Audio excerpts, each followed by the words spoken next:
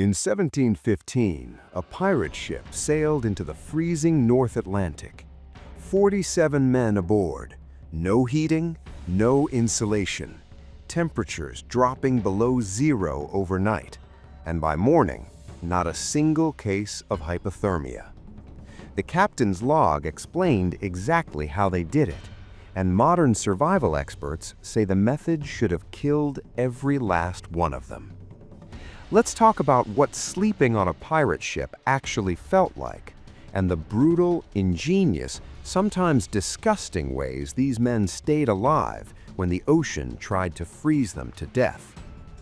First, forget everything you think you know about below deck being cozy and sheltered. Ships in the 1600s and 1700s had zero insulation, none. Your average garden shed is better sealed against the cold than a wooden vessel crossing the North Atlantic with 60 men aboard. Every plank had gaps, every joint shifted with the waves. Cold air poured through cracks you couldn't even see. Below deck, temperatures regularly hit 40 degrees Fahrenheit, sometimes colder in northern waters. And here's the part most people miss. That was actually the warm spot. Above deck, exposed to open Atlantic winds that cut through wool like it was paper, you'd be in serious trouble within hours. Every man knew it. And yet, 4-hour watch rotations meant sailors spent half the night standing topside in those winds regardless. Your body would finally start warming up, finally start drifting towards something resembling sleep. And then someone's boot was kicking your hammock. Your turn, up you go. Men spent months doing this, weeks at a time, never fully rested, never fully warm, constantly swinging between freezing above deck and slightly less freezing below. Researchers have found that a sailor's core temperature could drop 2 to 3 degrees during a single night's sleep in these conditions. That's the textbook definition of mild hypothermia, happening routinely to men who just treated it as Tuesday. So where exactly did they sleep, and how did any of them survive it? The answer starts with the ugliest, most miserable part of the ship, and why it was actually the smartest place to be. The Orlop deck was the very bottom floor of the vessel. No portholes, no light, just a dark, cramped space packed with barrels, ropes, and men. Sounded terrible, and it was, but here's the thing that made it survivable. The Orlop sat below the waterline. Seawater holds a relatively steady temperature of 50 to 60 degrees Fahrenheit, even when the air above it turns brutal. That wooden hull, pressed right up against thousands of tons of ocean water, acted as a passive thermal barrier. The freezing wind tearing across the deck above, it barely reached the men sleeping down there. 30 men breathing in one enclosed space also generates a surprising amount of warmth. Disgusting, stale, thick warmth that you could practically chew, but warmth. Men sleeping down there would tell you they could still taste what the cook had made 3 days earlier, just from the air alone. And then there were the rats. Pirates hated them, complained constantly, but they also let them stay, because hundreds of small, warm-bodied animals clustered in an enclosed space actually raise the ambient temperature. Not a lot, but when you're fighting hypothermia, every degree matters. Free heating if you could sleep through the scratching. The real premium real estate on a cold ship, though, was somewhere else entirely: the sick bay. It sat in the most protected spot below deck, usually tucked right alongside the ship's galley. Warm air from the cooking fire drifted through the walls. Drafts couldn't reach it, and the ship's surgeon kept extra wool blankets stockpiled like gold. Sick men needed warmth because a freezing body burns all its energy on survival instead of healing. That was the medical logic. Pirates grasped that logic immediately and then started gaming it. Sailors would deliberately pick at healing scabs to keep wounds open. Some swallowed soap to fake vomiting. Others spent hours dangling their hands in cold seawater to make their skin look pale and sickly. A ship's log from 1703 documents one pirate who mysteriously suffered severe stomach pains every single time the ship entered northern waters, and made a full, miraculous recovery every time it sailed south. The surgeons weren't naive. They'd poke a man claiming a broken leg, watch whether a pirate's fever disappeared the moment rum was offered. They'd seen every trick. But here's where it gets interesting. During the worst cold snaps, many surgeons simply looked the other way. A warm pirate could work, a frozen pirate couldn't. If letting a few men quietly malinger in the sickbay kept the rest of the crew functional, that was practical medicine, not weakness. The sickbay was prime real estate, and everyone on that ship knew it. But clever crews didn't just want one warm spot, they wanted to heat the whole ship. And the solution they landed on sounds, at first, like complete madness. Every ship carried ballast stones, heavy rocks packed into the lowest holds to keep the vessel stable in rough water. Standard sailing practice, nothing unusual. But some crews realized those rocks could do something else entirely. During shore stops, pirates would drag the stones off the ship, build massive fires on the beach, and heat those rocks until they were nearly glowing. Then, carefully, they'd load them back into the hold. Hot stones radiate heat for 8 to 12 hours. The cargo hold would warm up noticeably. Men sleeping near the ballast could actually feel it through the planking below them. Not a luxury hotel, but when you're staring down hypothermia at sea, a warm floor feels like paradise. This wasn't something pirates invented themselves. The technique came directly from Scandinavian fishing traditions. The Vikings had been doing versions of this for centuries before any Caribbean pirate ever sailed north. Knowledge travels strange routes across an ocean. Pirates raided ships, stole cargo, and apparently picked up survival knowledge along the way. The risks were real, though. Overheated stones could warp planking. Several ships were lost to fires started this way. The line between staying warm and burning the vessel to the waterline was thinner than anyone liked. Those same heated stones solved another problem, too. Drinking water freezes solid in extreme cold.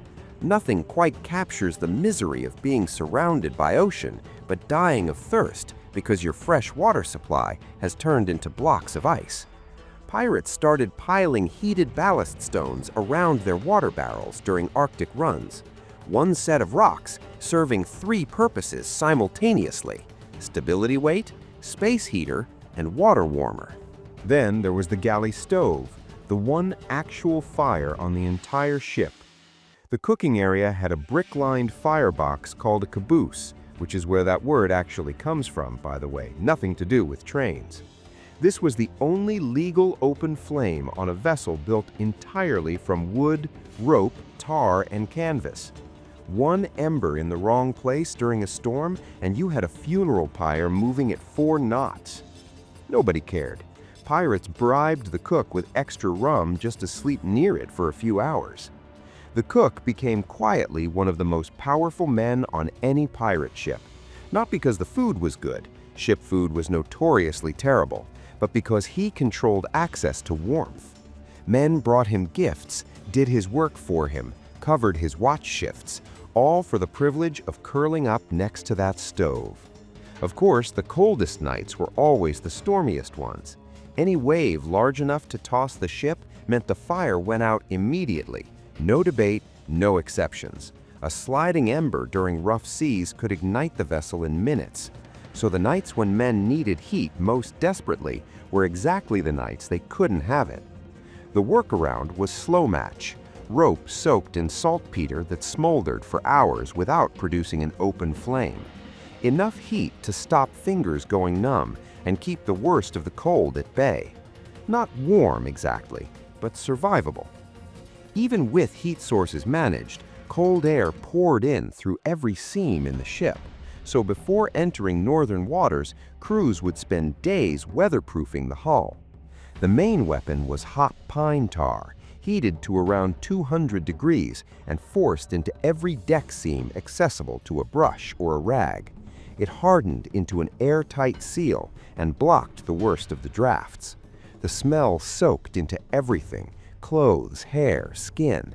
Sailors who'd worked on tar-treated ships reportedly reeked of it for weeks afterward. Nobody cared. The drafts stopped. Canvas screens called tarpaulins, yes, that's exactly where the word tarp comes from, were hung below deck to break wind channels moving through the interior. Sailors stuffed oakum, which is loose rope fiber soaked in tar, into every crack, knothole, and gap they could find.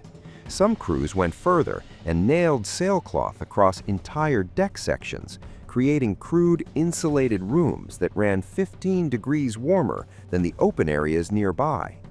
But one of the strangest tricks came from Dutch fishermen who'd been surviving North Sea winters for generations. They deliberately poured seawater between deck planks. Sounds insane. You're on a ship already fighting water, and these men are adding more.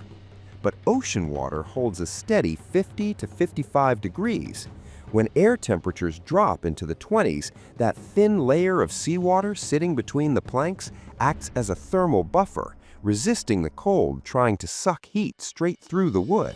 Physics doing something genuinely useful for once.